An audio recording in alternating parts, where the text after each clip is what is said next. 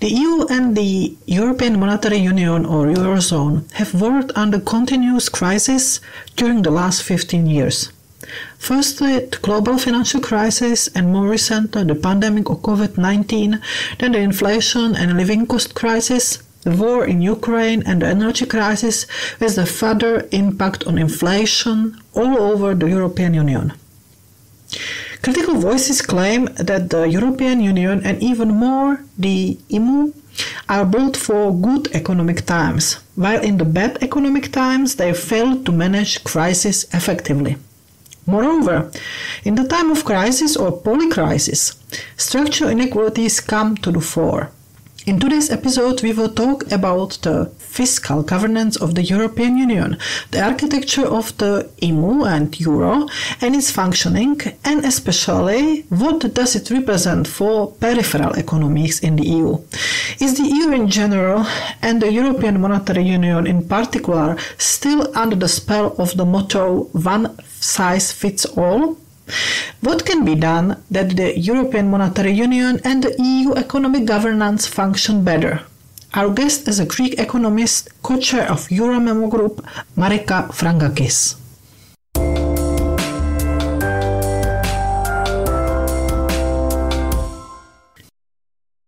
Welcome everybody to our new series of talks about peripheries in the EU.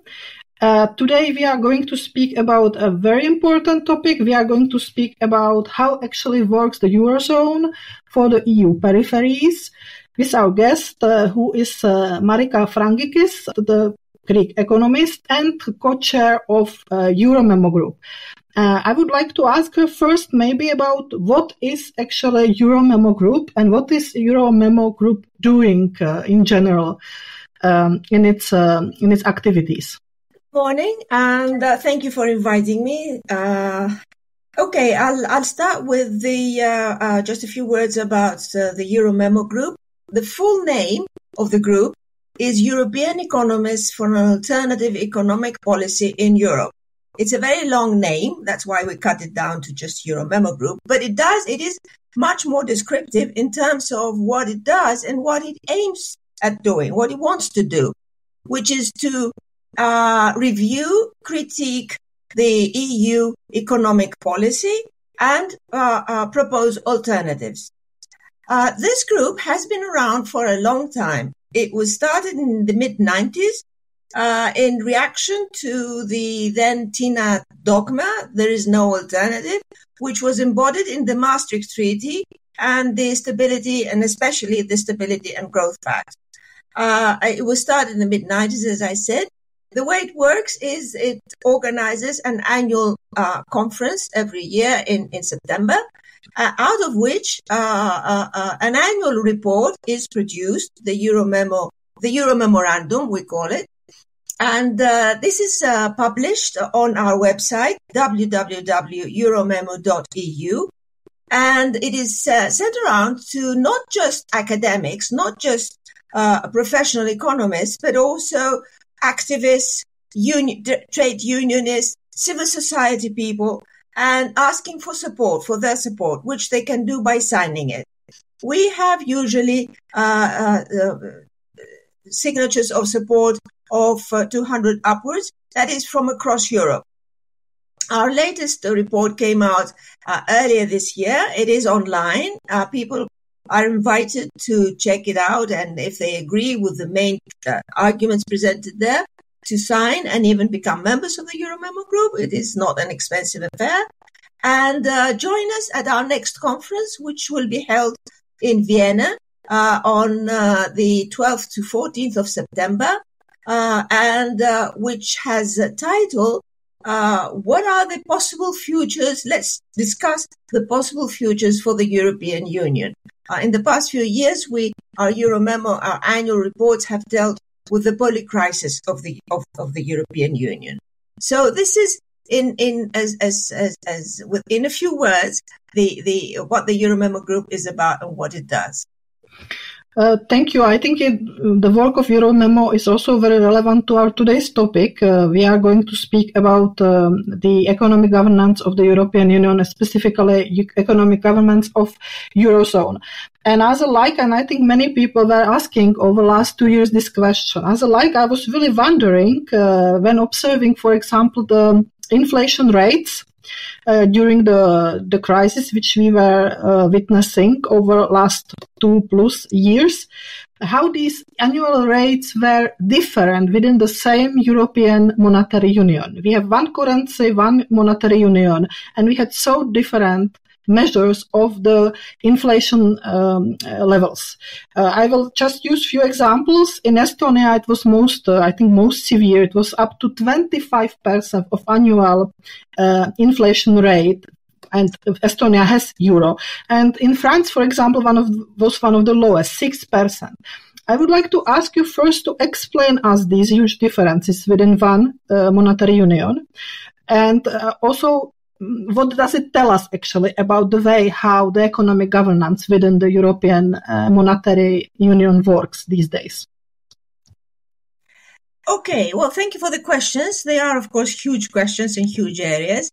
Starting with the inflation rate, it's interesting that the figures that you quote are Estonia 25%.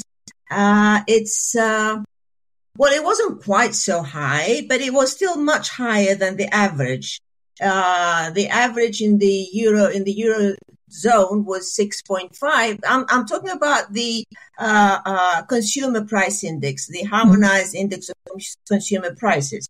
Okay, because there are different ways of measuring inflation, but the most common one in the EU is the harmonized index of consumer prices. And in 2023, it was the average was 6.5. In the European Union, and in Estonia it was 9.4. In France, that you quoted, it was 5.8, very, very much closer to the average. Now there are these, and by the way, more recent data show that there are still big differences. However, the whole thing is coming down. The series is coming down. In the European Union, the annual inflation last March, which was very recent, was 2.6. It's come down to almost half. And in Estonia, for example, in March, it was 4.1. So it's still higher than the average, but is half of what it was a year ago, grosso modo, and so on. So basically what we're saying is, A, there are divergences, there are differences, and B, these differences become much more noticeable at a time of crisis, when, at a time when inflation goes up very fast, then these differences become larger, and obviously the problems that they signify.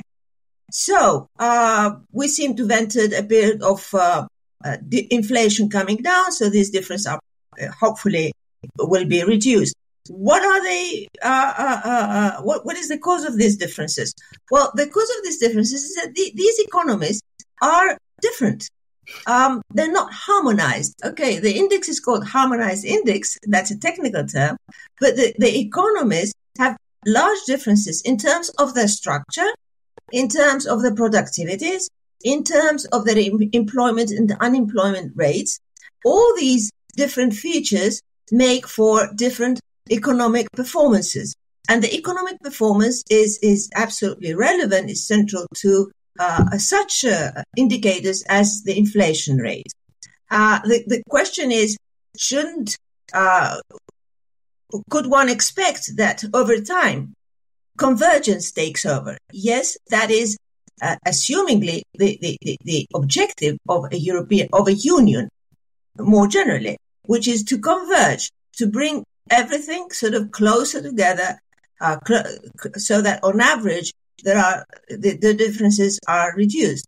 And that was happening up to about the first of the series of crises that we've been living through in the past more than 10 years now, going on to almost 20 years. But because of the crisis, on the one hand, the various crises, not just one, in the past decade or so. And on the one hand, and on the other hand, the lack of will on the part of the European Union to actually pursue such a policy of convergence. The basics are there, but the actual implementation is not up to standard. That's why this convergence is not happening. It has not happened, for example, in the case of Greece. It has not happened. It is not happening as fast as one would like in the case of Central and Eastern European countries. So these differences, which continue to exist, are reflected in such indicators as the inflation rate, where you can see, countries having double the rate of the average inflation in the EU. The question is actually how to explain these divergences, how to explain the way how the economic governance in the EMU is actually working, why there is such inconsistencies existing, and what actually is the problem there, how to describe the problem itself. Right. Yeah. Well, with reference to we said that differences exist on the one hand because economies are different. Okay, this is a fact of life, and on the other hand because the policies to converge the economies and the characteristics of these economies, the structural characteristics, have not succeeded so far in achieving a closer convergence, so that divergences continue to exist, and these are reflected in the various differences that we observe when we look at the indicators such as inflation rates, unemployment, inequality rates, wages, and so on and so forth. Now, for those countries that 20 member states of the European Union already make up the Eurozone, which is quite a large number. Now, for those countries of the members of the Eurozone, this is even more so. The divergence, the convergence stroke divergence problem, if you like, is even more important because these 20 countries have given up their foreign exchange policy. They have given up an important policy tool. Now, a foreign exchange policy tool allows a government to override, if you like, a shock. Something happens which is basically its problem, the country's problem. It is not a symmetric shock. Doesn't hurt all countries in the same way or at the same time, but it does hurt this particular country. Now, if it can use its foreign exchange policy tool, then it can devalue. By devaluing, which is not something you use lightly, obviously, but by devaluing, you give yourself time to adjust and to deal with the shock. If you do not have that tool, then you need to make that up in other ways.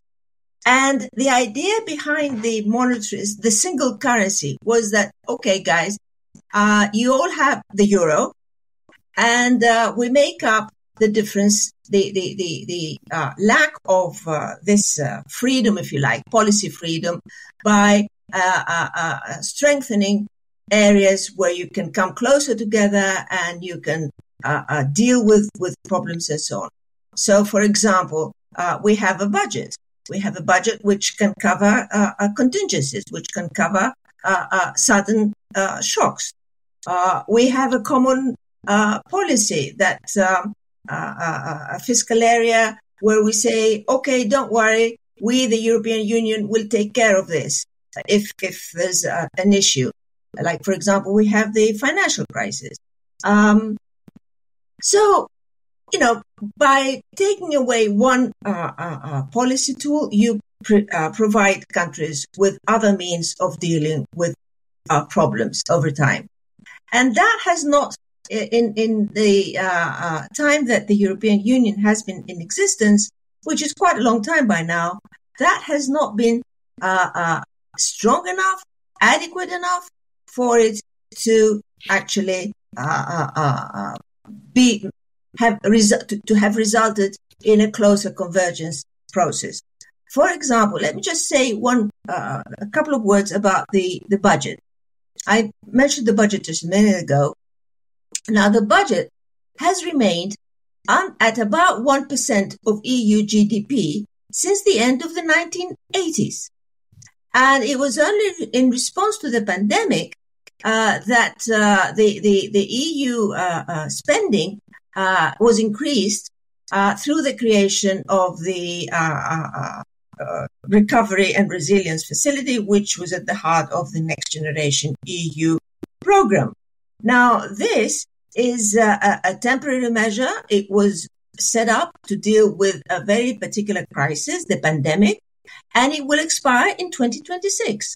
So what I'm saying is you haven't, through the budget, you can make the necessary transfers to support countries that need support, that need help from the center to grow, to deal with their own problem areas. And that has not been happening, not in terms of size, in terms of amount of funds, of composition of funds, that is reflecting, that composition would reflect the needs of particular countries, or of its, indeed, of the contribution of such funds to stability, to macroeconomic stability, as we have seen, for example, in the case of Greece and the financial crisis, not just Greece, but the periphery countries, including Ireland. So basically, monetary policy is great, but it cannot, right now, monetary policy rules. You have a monetary policy which is shaped formulated by the European Central Bank, whereas fiscal policy is in the hands of nation states and with very little help from the center. And that is the wrong way around of things. It is fiscal policy which needs to be supported by monetary policy, not the way it's happening right. It's been happening since the single currency was set up. Just one, maybe also layman question, but why so? Why the European Monetary Union works such way that there is such inconsistency, such conflict between monetary and fiscal policy? Who is profiting from it? Is somebody who is profiting from such arrangement at the moment? Well, let's say, okay, it is. We mustn't think in a conspiratorial way, okay? It's not as if there is somebody, an evil sort of spirit somewhere in the stratosphere wondering, how is this architecture going to work? This is sort of heavy EU politics. You have 27 countries right now, with different, not just structures of production that I mentioned earlier, but different, there's an order of member states. There are the more powerful ones. The more powerful ones are financially, politically powerful. And then you have the less powerful ones. And they are, again, financially and politically less powerful. Okay? So there is an order of things. It is a hierarchy of nation state, okay? This is, okay, we have class politics. I'm not denying the importance of class politics, which cut across nations, but you also have a hierarchy of nations. And the two things come together at some point. So basically, the single currency was set up on a German kind of idea of how things should work. At that time, there are people who believe that at that time it was Kohl and Mitterrand. And at that time, the French believed that, okay, we go along with the German idea, and over time we make them change their mind. Well, it hasn't happened. And unfortunately, the financial crisis, the way it erupted in the periphery of the European Union and the Eurozone, meant that Germany felt sort of vindicated it was those lazy Greeks or the silly Spaniards or Portuguese or whatever, and therefore they must tighten their belt. They must go out less in the evenings and to tavernas and drink wine and so on and so forth. That was if you like, the populist idea. But that strengthened the impression that you have this very strong, very powerful leader within the union, which is Germany, and it sets the rules. Well, it was, I'm simplifying, obviously, but during the crisis, there was basically an intergovernmental rather than European sort of way of running the union. And the role of Germany was important. So the role of Germany was important in the mid-90s. The role of Germany was important when the financial crisis broke out, and so on. It happened. It's been going on. And I'm not just blaming Germany, because it's not just Germany. There's in the latest adjustment of the fiscal governance framework, which you mentioned at the start of our discussion, again, you have Germany influencing the final result. The final outcome bears the German stamp.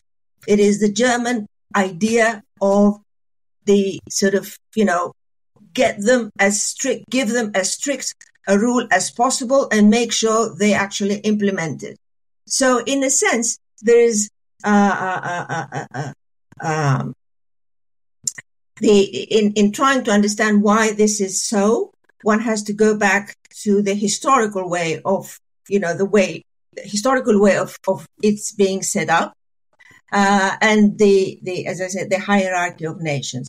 And of course, within those nations, there are sort of the group interests, those who benefit. Now, this is where your expression, who profits, who makes money, is correct. And, so within Germany or within, Austria or the allies, because around Germany, there are more than 10 member states that align themselves with Germany and support the same policy stand. This is what happened in the review of the Stability and Growth Pact very recently. So, if you like, it's the North, in quotes, but it is the Northern European, mostly Central, the core of the European Union. So within those member states, there is a class, there's a social class that profits from this, because it's the industrialists, it's the financiers, the guys who run the show. And so, it is the conflagration of both elements, both the class and the national state approaches that come together in the way the thing has been set up. Is it going to carry on like this, to go on like this? Well, this is to be seen, because, the multiplicity of crises over time in recent years has shaken everyone and has made people, think again. And the Next Generation EU program, which I mentioned just a minute ago, is a very good example of how people react under pressure. And the pressure of the pandemic was such that even the Germans were sort of happy, went along with the idea that we have to do something about this. It's not business as usual. Interestingly, right now, Germany has a big problem, because Germany has the debt brake. The debt cannot go above a certain percentage. The measures it has taken to deal with the pandemic. The court has decided that some of the measures are against the law, against the debt brake, and therefore it has to sort of shift about its own kind of budget and see how it can fit its needs to its resources. So anyway, historically, there's a whole sort of trajectory there that one can follow to understand. Looking into the future, personally, I'm one of those who want to remain optimistic. It's not easy. I it is disappointing to see things going back to normal, if you like, in quotes, once the crisis is over, even if the crisis is not really over underneath everything. Okay, you mentioned many important things. One of them was that there is at least some kind of question mark around the process of convergence. And there is a lot of question mark around the way how the economic governance of European Monetary Union is working, especially for the countries which are on the periphery, which are structurally weaker, who have less policy instruments to deal with crisis, with different type of crisis. However, recently, at least I think 2 peripheral countries started to more or less seriously discuss their joining to the European Monetary Union.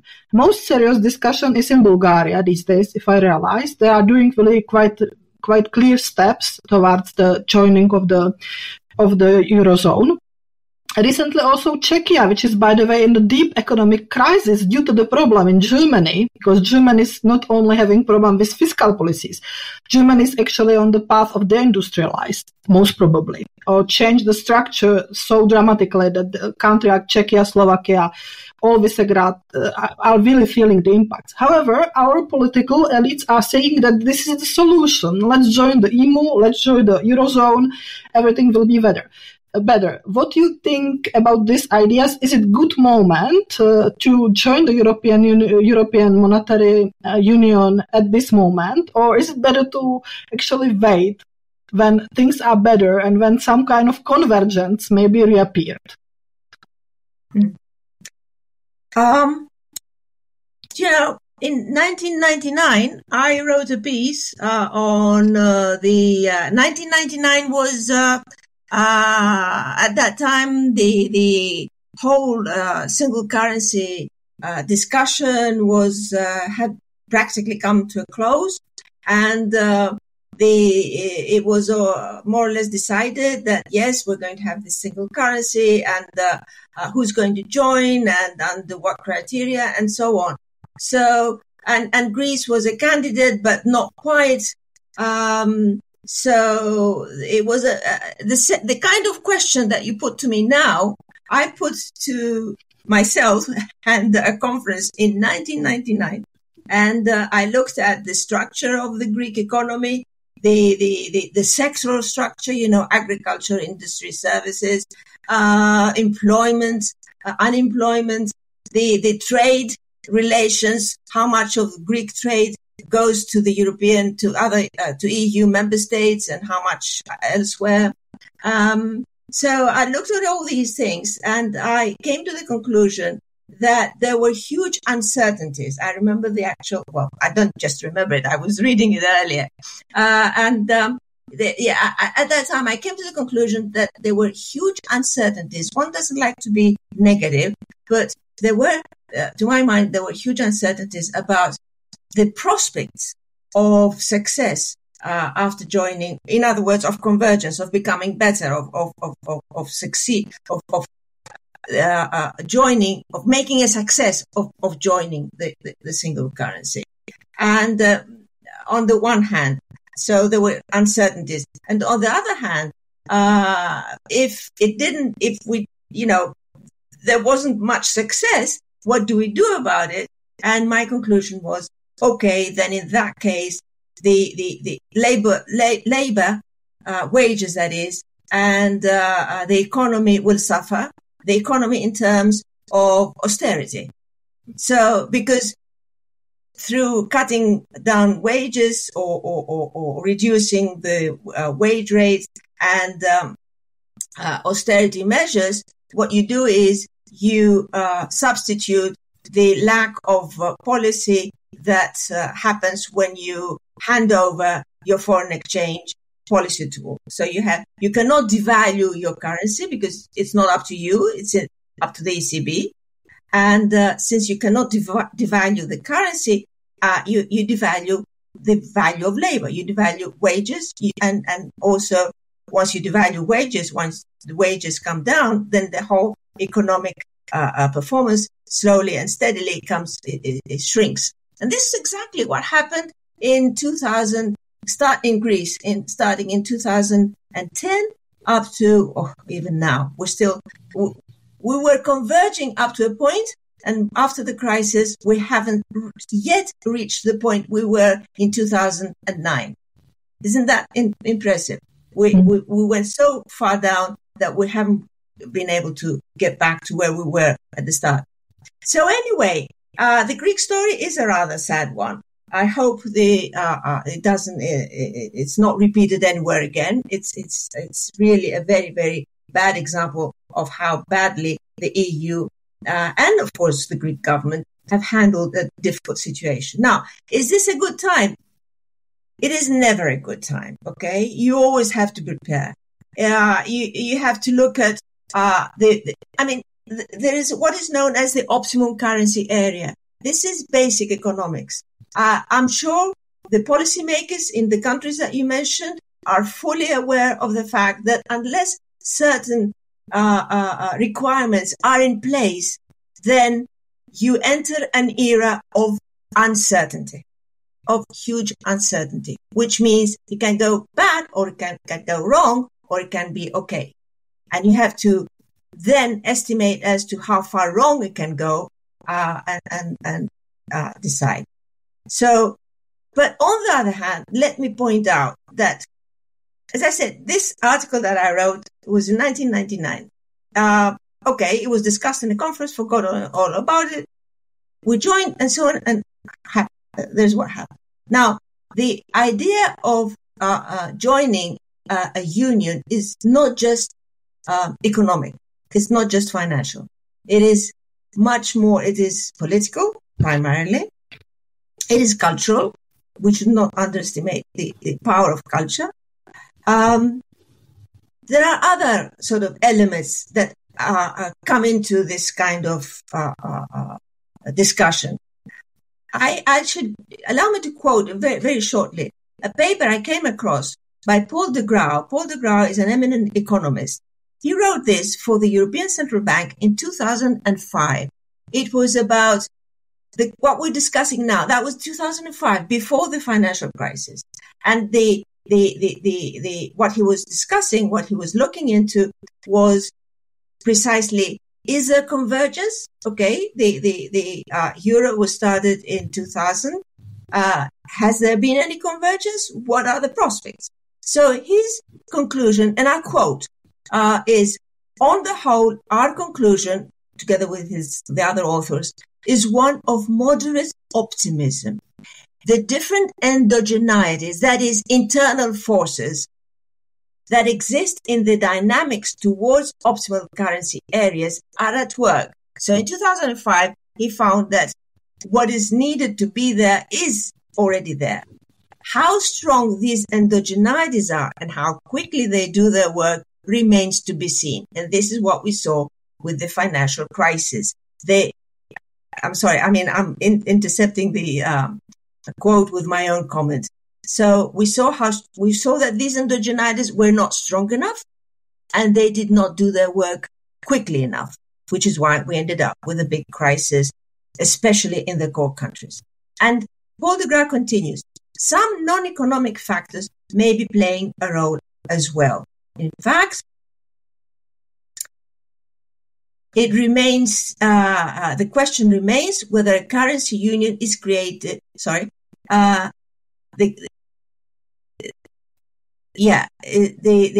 authors are asking whether it matters, why a currency union is created in the first place. Would alternative motivations for the creation of a monetary union affect the endogeneities they may engender? It remains to be understood how such historical and cultural motivations may affect the situation. So it is a yes or no. It is not the way you put the question. It is impossible to answer unless you say no. It is never a good time, which I just said. But if we want to make it a good time, let's look at what we need to do. And even when you've done all that, your economic sort of calculations and problematic and so on, then you end up saying, it's really going to be very, very difficult. There are huge uncertainties, but we still have to do it because it provides us with an umbrella. For example, many Eastern European countries may feel sort of, cornered because of what's happening in the eastern part of Europe. I'm not a specialist on Eastern Europe, so I wouldn't like to go into this in any detail. It's up to you. You can tell us actually whether, such other factors, non-economic factors, are at work. Well, I think they are mostly political and economical in a way, and there is this kind of feeling, this culture of, that if we imitate the core, if we get there, everything will be better, we will turn into the core, which is wrong, of course, but this logic is behind. But You said that there is never good time, and you mentioned a lot of problems which are connected with the economic governance of the European Monetary Union, but you also mentioned that there should be done something about, or could be done something about the way how things are. So I would like to ask you in my last question, what could be done? How could be looking, let's see, some kind of a reform of the economic governance within the European Monetary Union in such a way that it would be more balanced, that also those who are weaker would benefit from the common currency, and basically what steps could be taken in this direction, or what steps you see could be taken in this direction? Okay, the thing is now that at some point we did refer to the change in the fiscal governance framework. By the way, let me point out that whereas the monetary policy is formulated by the ECB, fiscal policy is formulated by national member states, and the EU does fiscal surveillance, not policy itself, surveillance. Of course, through surveillance, it sets policy. However, it is fiscal governance. It makes sure that member states do what they have agreed to do. I wouldn't like to say what they've been told to do, but what they have agreed to do. And they agree through the common framework. And the common framework right now is the new Stability and Growth Pact, which was agreed in last December 2023. That is a lost opportunity. I'm sorry, I'm being pessimistic here. It started after the positive experience of the Next Generation EU, which moved away from the one-size-fits-all logic by way of the Commission working together with the member states to set up national plans that went beyond 1 year design and beyond just fiscal areas. So the Commission actually took this example and fitted it into the new Stability and Growth Pact. It said, okay, we're going to be member states are invited to put together a 4-year, and if they have to and can convince us that there is really a need, 7-year plans, which are fiscal stroke structural. Now, this is a good a move in the right direction.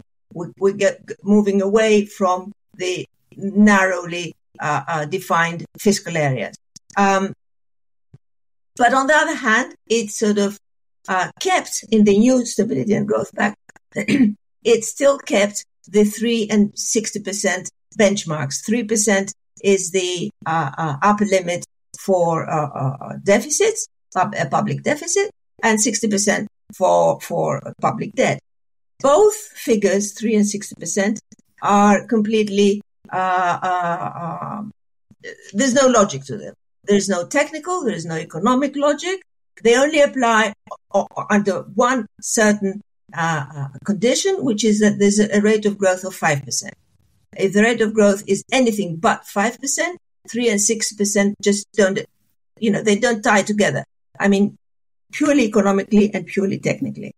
So you have a new Stability Pact, which tries a new model but it hangs on to the old idea, which was reinforced, as I said earlier, by the German insistence of criteria that apply to everyone. So the final version of the Stability Pact includes two figures which say that to make sure you keep to the fiscal straitjacket, what you have to do, you have to observe the debt sustainability safeguard, which in fact it makes you sort of requires a minimum annual reduction in the debt to GDP ratio of 1% when the debt exceeds 90% and 0.5% when the debt exceeds 60. It's between 60 and 90%. This is for the debt. So, and for the deficit, it has, whereas 3% is the upper limit, you still have to actually be at 1.5 so that there is a margin of 1.5. You divide the 3 by 2 and you say, when you go above the 1.5, that's when the red light comes on. So you need, again, a deficit resilience safeguard, which is set at 1.5% of GDP. So you not only have the 3 and 6%, you have again benchmarks which apply to all in the same way. So you bring in the one size fits all through the back door, and the idea is the same pre-Keynesian idea of you all need to save because you have very high debts, you have a high deficit, and you all need to save. That's wrong. I mean, Keynes proved in the 30s that this is wrong because if everyone saves, then demand comes down, demand is reduced, and once demand is reduced, the economy shrinks, and when the economy shrinks, you end up very badly, you have deflation. So that's not how things work. It's the so-called paradox of thrift.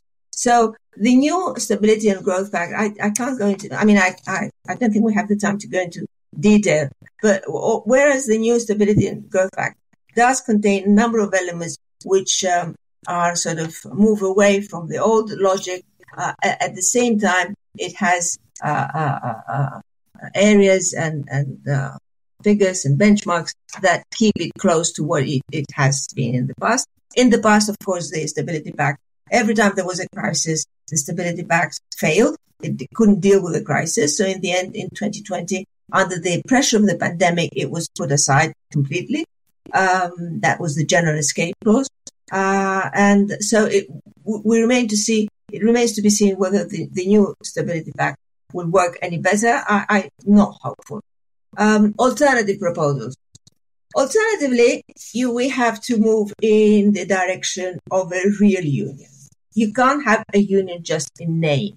You need a European, a union that, for one thing, you have the climate crisis, you have the health crisis, you have the geopolitical tensions, you have Europe is falling behind in terms of its technology, and so on. So you have right now what has been called a polycrisis. You have a number of very difficult situations coming together and making a rather explosive set of conditions. So the union needs to act in a way that takes into account the needs of all its member states and all its peoples. In more practical terms, first of all, you need a Europe-wide plan, obviously in coordination with the national plans, to promote the ecological and social transformation, and to accelerate the technological transformation of the EU. For that, fiscal policy has to take priority, and I mean on the EU level, rather than monetary policy, which has to be supported by monetary policy. Right now, it's the other way around.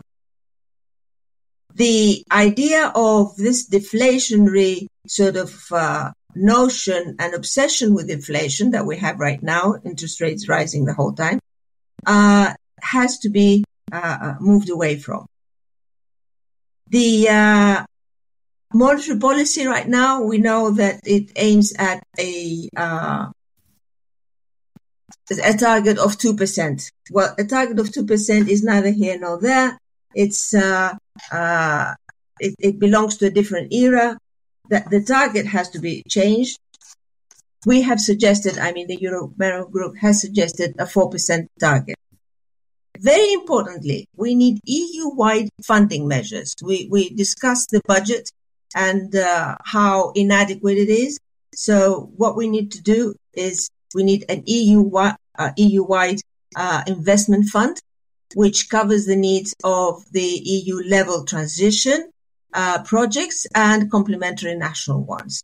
Obviously, the member states that have more fiscal means, bigger states, bigger member states, can deal with their own transition more easily than they have more fiscal space than the weaker or the smaller member states. So that's why you need an EU-wide plan that will cover the needs of the transition projects. Such a plan would include an investment fund. It would include, the Euromemo Group has proposed an enlarged EU budget of 5% of GDP, new fiscal resources, that is, includes taxation of the super wealthy and the windfall profits of corporations, mainly in the energy sector and the banking sector. And as well as the fact that the EU can borrow in its own account. This is what again happened under the Next Generation EU program. And it works. And so this is another area where funds may be found. Basically, though, you need to bear in mind that the notion of a European public good, a public good that is of concern, of interest, of benefit to everyone, has to be incorporated in the logic of fiscal policy. The Stability and Growth Pact is not sort of tailored to service these needs as we describe them. Therefore, even though it is very new, it will need to be adjusted. And of course, let's not forget that decisions are mainly many decisions leave the European Parliament out or give it a weak position. And we believe that a democratic participatory framework is needed in play instead of what's happening right now. I think this is a very good end of our discussion on the positive note, and you show everybody that there are alternatives. It is not so that there is no alternative and we have to follow all the time in the same path, which is not working evidently or causing more and more problems. So I thank you very much, Marica, for your time and for your talk. Thank you for inviting me. Thank you. And, thank you very much. We need to work hard towards this alternative. It won't happen by itself. No. It's a combination of forces. It's definitely so. And as I am all the time saying, it is also the question that the peripheral countries are working together to solving the problems, not separately and thinking they are in some other group and it doesn't concern them, because usually every crisis comes to you eventually. So thank you very much for your time, and I'm greeting everybody who was listening us. My name was Veronika Sušová-Salminen, and I am ending this nice discussion today. Thank you very much. Have a nice day.